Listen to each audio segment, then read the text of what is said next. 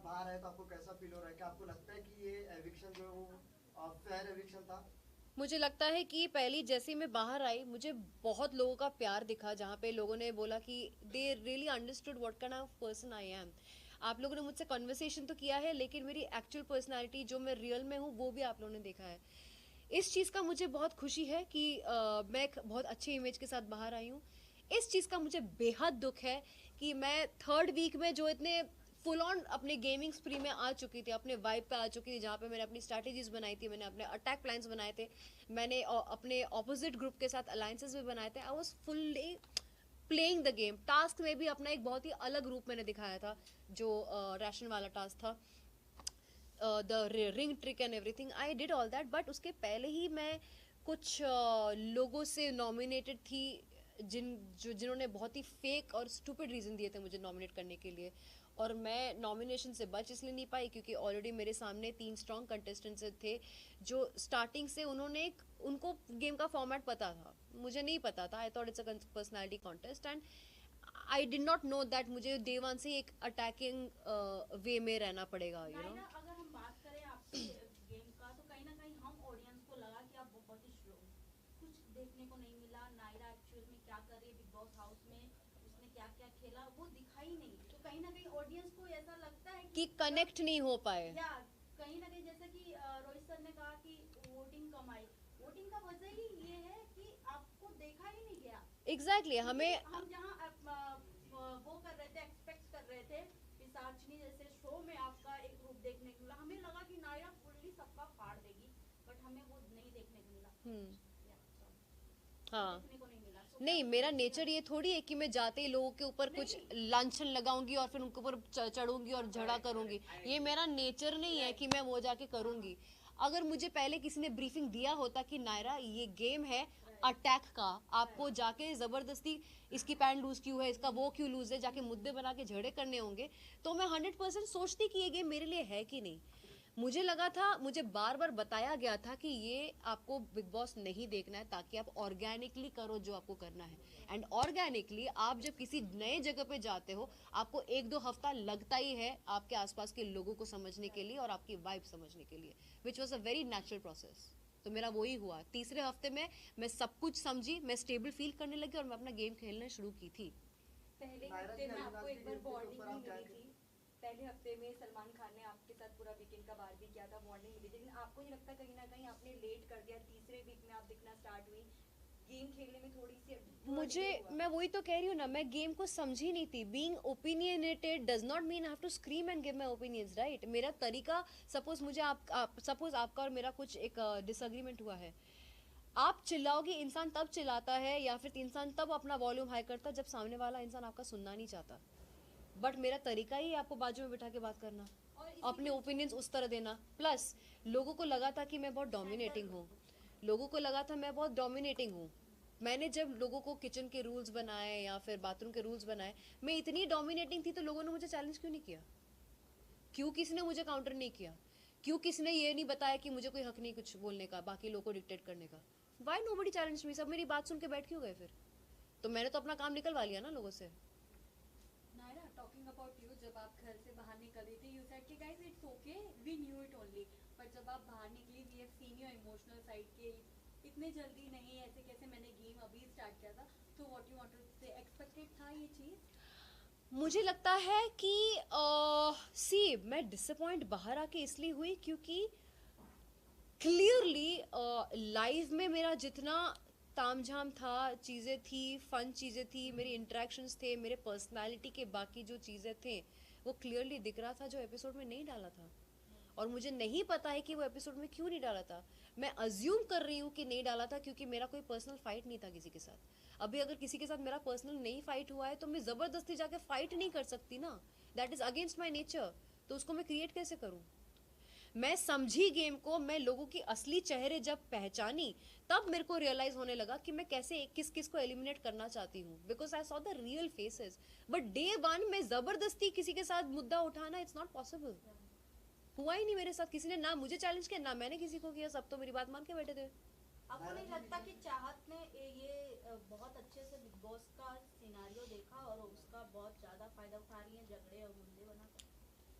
सच में घर पे जहाँ तक हम ऑडियंस को चाहत इतना लोगों को नहीं पता था कि चाहत कौन है, बट टीवी शो की है आई नो, बट कहीं ना कहीं बिग बॉस से जिस तरीके से टीआरपी उन्हें मिल रहा है बहुत शॉकिंगली है कि सी चाहत इज समबडी जो बहुत चिल्ड आउट रहती है घर में, बहुत चिल्ड आउट रहती है। वो कभी कभी सोती भी रहती है और ग्रुप में बैठने के बावजूद भी वो बात तक नहीं करती है। आप लाइव में उनको ऑब्जर्व करना, उसके कुछ चीज़ों के वजह से, फॉर एग्जाम्पल बेड वाला जो मुद्दा हुआ था वो उन्होंने, आप अगर एपिसोड देखोगे, उन्होंने एक बार भी अपने मुंह से नहीं बोला कि मुझे स्नोरिंग या चीखने की वजह से बेड अंदर सोना नहीं है।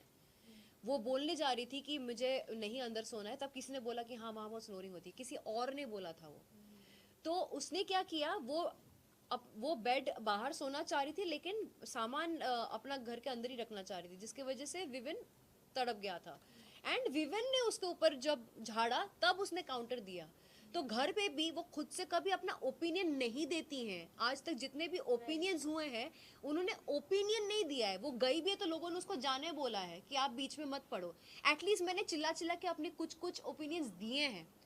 वो सिर्फ डिफेंस में ही अपना बताती हैं, डिफेंस में ही। वो पकड़ा था, गैस का पकड़ा था, शी वॉज क्राइंग। जब मैंने उसके ऊपर चिल्लाया, वो पार्ट तो चलो टेलीकास्ट में दिखाया नहीं, जब मैं उसके ऊपर चढ़ी थी कि तुम घर के साथ नहीं रहना चाहती हो, कोई बात नहीं, तुम्हें खाना रोकने का हक किसी को नहीं है, लेकिन एक कर्टसी होती है कि तुम हमसे बात तो कर सकती थी कि आरफिन भाई, नायरा, आप सब लोग, मैं आपके साथ अनशन में नहीं बैठना चाहती। मैं उस पॉइंट पे लड़ी थी उसके ऊपर, जो दिखाया नहीं गया था टेलीकास्ट में, जो मैंने देखा नहीं टेलीकास्ट पे है करके। नायरा, कहीं ना कहीं ऐसा लग रहा था कि आपकी स्ट्रैटेजी नहीं थी, लोगों की सबकी स्ट्रैटेजी थी। तो सब बिग बॉस देख कर आए थे ना, मैंने नहीं देखा हुआ था ना। तो कहीं ना कहीं आपके ऊपर, कहीं ना कहीं आपने कम तैयारी करके गए आप। हाँ, कोई तैयारी एक्सपेक्टेशन बहुत ज्यादा आपसे तो एक्सपेक्टेशन थे सी नाउ इफ डे वन से somebody, आपके सामने आते अपने फैमिली के बारे में बता दिया पूरी तरह से।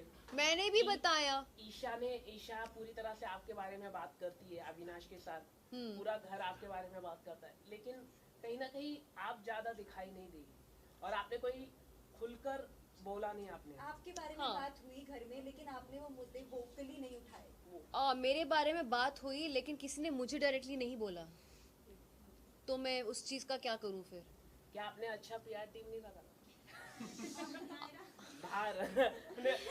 ऑनेस्टली स्पीकिंग मुझे भी नहीं पता कि सबसे बेस्ट पीआर कौन था, कौन होना चाहिए था मेरा उस टाइम पे। आई डोंट नो आपका नाम ज़्यादा के साथ जोड़ा जा रहा था और ऐसे हम कई किसने जोड़ा है। और घर वाले और ऐसे कई लोग हम देख रहे हैं जो घर वाले अंदर ही अंदर एक दूसरे का नाम जोड़, जैसे अविनाश के साथ ईशा का जोड़ा जा रहा है और करणवीर के साथ चुम को लेके छेड़ रहे हैं। तो आपको क्या लगता है कौन सा रियल कपल आने वाले टाइम में बनेगा या फिर क्या फेक दिख सकता है, या बिग बॉस के लिए सब करते हैं? मुझे लगता है करण एंड चुम का हो सकता है क्योंकि रियल तो रियल फायर मैंने किसी में भी नहीं देखा है, सच कहूँ तो। See Isha is very intelligent girl. Rajat जैसा बंदा जो लड़कियों के साथ इजीली फ्रेंडशिप नहीं करता है, वो उसको भाई बहन का रिश्ता उन्होंने ऑलरेडी एस्टैब्लिश कर लिया एंड बहुत स्ट्रॉन्ग रजत बिलीव्स इन हर। जबकि बाहर से हम सब ने देखा है कि Isha has a point of view and a negative point of view for everybody. All of us have seen that. तो जिस दिन रजत को शॉक मिलेगा उसको उस दिन शॉक मिलेगा। हैविंग सेड दैट, उसको थोड़ा सा अपसेट भी हुआ था जब वोटिंग हो रही थी स्टेज पे एंड रजत के लिए किसने, बग्गा भाई ने किसी के लिए, बग्गा भाई ने शायद करणवीर के लिए 2 शब्द बोले थे, करणवीर इसके लिए। लेकिन ईशा बीइंग द सिस्टर जो भाई बहन कर रही थी, वो उसने दो बातें नहीं की स्टेज पे आके उसके बारे में, रजत के बारे में। सो उसको वो डिसअपॉइंटमेंट लगा था। सेकंड सिचुएशन, इन लोगों ने कुछ इम्प्लाइड प्लान ये किया था कि मुस्कान को बचाना चाहिए एविक्शन से। रजत, क्या कहना चाहिए विकेट के बारे में जो है? मैं एक बात कंप्लीट कर रही हूँ। उस टाइम पे ये एक चल रहा था कि हमें मुस्कान को बचाना है एविक्शन से, ओके। एंड उस वक्त हुआ क्या था कि रजत अपने प्रिंसिपल पे कि नहीं मैं अपना पॉइंट ऑफ व्यू देना चाहता हूँ वर्सेस मुस्कान को बचाना चाहता हूँ, वो फंस गया था और उसने अपना पॉइंट रखा और सारे घर वाले उससे बात करना बंद कर दिए। Why? Because he did not go for saving Muskan. तो मुझे लगता है कि रजत को भी एक पॉइंट के बाद पता चलेगा कि अपना ही गेम खेलना है कि फैलना है। नायरा, रजत को आप टॉप 1 की रैंकिंग में कैसे देखती हो? डू यू थिंक कि he deserve on top 1 also? जब विवियन और रजत को जब तोलने की बात आई थी तो लीडरशिप क्वालिटी, मैनिपुलेटिव, सबसे ज़्यादा रजत को दिया गया था, ना ही तो विवियन को दिया गया था। व्हाट यू हैव टू से कितनी उनमें क्वालिटी है? क्योंकि एक जब सलमान खान ने उनसे पूछा था आप अगर जेल में होते तो क्या आप खाना देते, तो उन्होंने कह दिया था बिल्कुल नहीं देता मैं।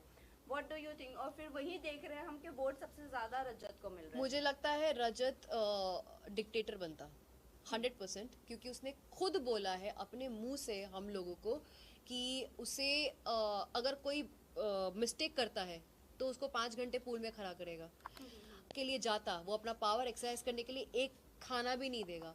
तो he honestly said his true feelings. तो हमें, और मुझे ये पता है जब ये वाला टास्क हुआ था जहाँ पे चुम, आरफीन और रजत के बीच में मैंने रजत का गुड्डा हटाया था, मेरा रीज़न बाद में ये भी था कि तुम बहुत ज़्यादा इम्पल्सिव हो। एक टाइम गॉड, एक लीडर इम्पल्सिव नहीं हो सकता। आप डिक्टेटर वाली क्वालिटी लेकर नहीं आ सकते। You have to be somebody who is balanced, who can work around the house very well.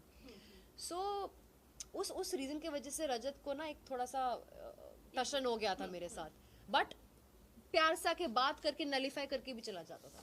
Naira, कहीं ना कहीं ईशा और एलिस की जो बॉन्डिंग हमें दिखाई जा रही है और आफ्टर उनका फ्रेंड जो उन दोनों को प्रोटेक्ट कर रहा है, कहीं ना कहीं उन्हें पता है कि हमें एक रिलेशन तो बना के रखना है बिग बॉस हाउस में।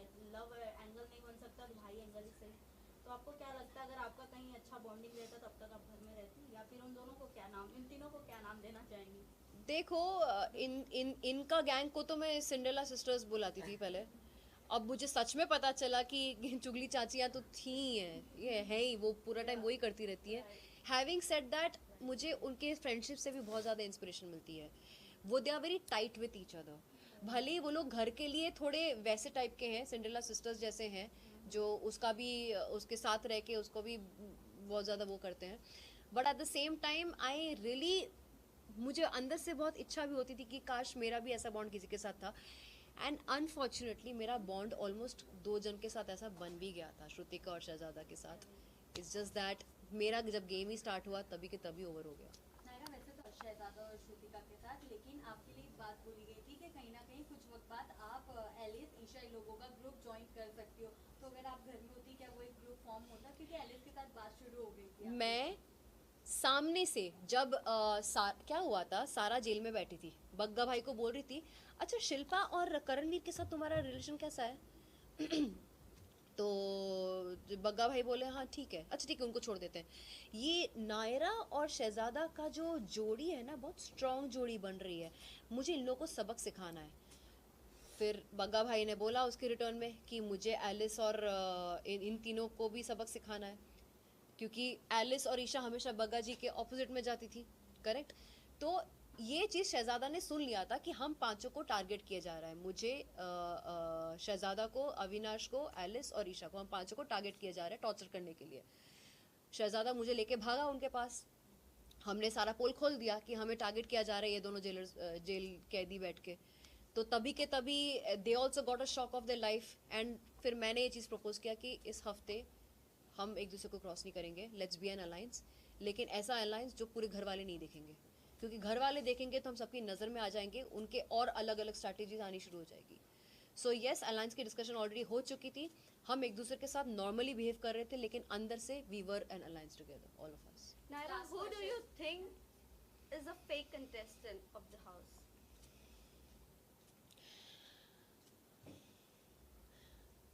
मुझे शिल्पा और जी आउटराइट फेक लगती हैं, बग्गा जी हिडन है, वो कन्वीनियंस के हिसाब से उतर चढ़ाव उनका रहता है, लेकिन शिल्पा जी वो बहुत ही विक्टिम कार्ड प्ले करके बहुत सेफ खेल रही है, एक तरफ विविन और एक तरफ करण को रख के। She is like you know being trying to protect herself, क्योंकि विविन इस गैंग का लीडर है, करण इस गैंग का लीडर है, and she is in the middle.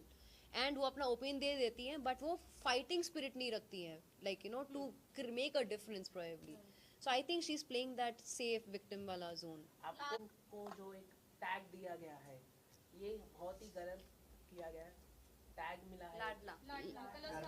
यार घर का लाडला है तो है, वो कलर्स का लाडला भी क्या कर सकते हैं। आप भी तो कलर्स की शो हाँ लेकिन मैंने सारे के सारे कलर्स शो नहीं किए ना, उसने किया भी है, उसके सारे हिट भी गए हैं और उसको टॉप 2 का पोजीशन भी मिला हुआ है, एक बहुत ही सेफ एंड सिक्योर जोन में है, तो शांति से खेल सकता है वो। ये तो बिग बॉस ने दिया है टॉप 2 का टैग, मतलब इनको, एलिश को और विवियन को, आपके अकॉर्डिंग कौन हो सकता है? मुझे लगता है विवियन के चांसेस बहुत हाई हैं। सेकंड? सेकंड मेरे हिसाब से मुझे लगता है कि अगर मेरा गेम स्टार्ट होता तो मैंने खुद को अविनाश और विविन के साथ देखा था टॉप 3 में, लेकिन टॉप 5 में देखा जाए तो डेफिनेटली करणवीर और रजत भी आते हैं। Thank you. एक लास्ट क्वेश्चन है आज नायरा, नीचे। एक अफवाहें उड़ रही हैं कि नायरा अगर घर से बाहर आई है कहीं ना कहीं उनकी पर्सनल चॉइस है, क्योंकि उनका बहुत जल्द फिल्म आने वाला है, इसमें कितनी सच्चाई है, आप कुछ बताना चाहें आप? यार फिल्म आ रही है, वेब सीरीज भी आ रही है, बहुत सच्ची बात है, लेकिन वो सब जनवरी में आ रही है। मेरा कोई रीजन नहीं था बाहर आने का, ये एक रॉन्ग एविक्शन हुआ गया है, अनफेयर एविक्शन हुआ गया है मेरे साथ। Thank you so much, thank you, thank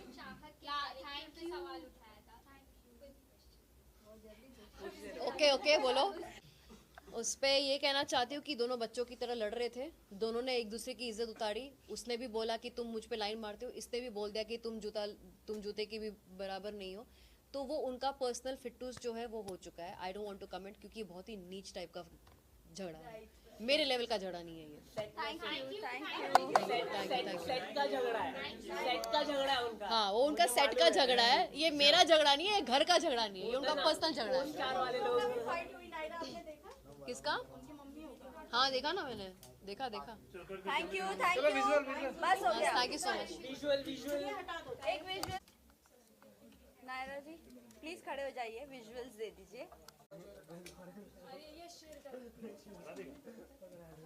भाई कैमरा नीचे लो। ये सर कटी बिल्ली बस मैम सामने। क्या बात है।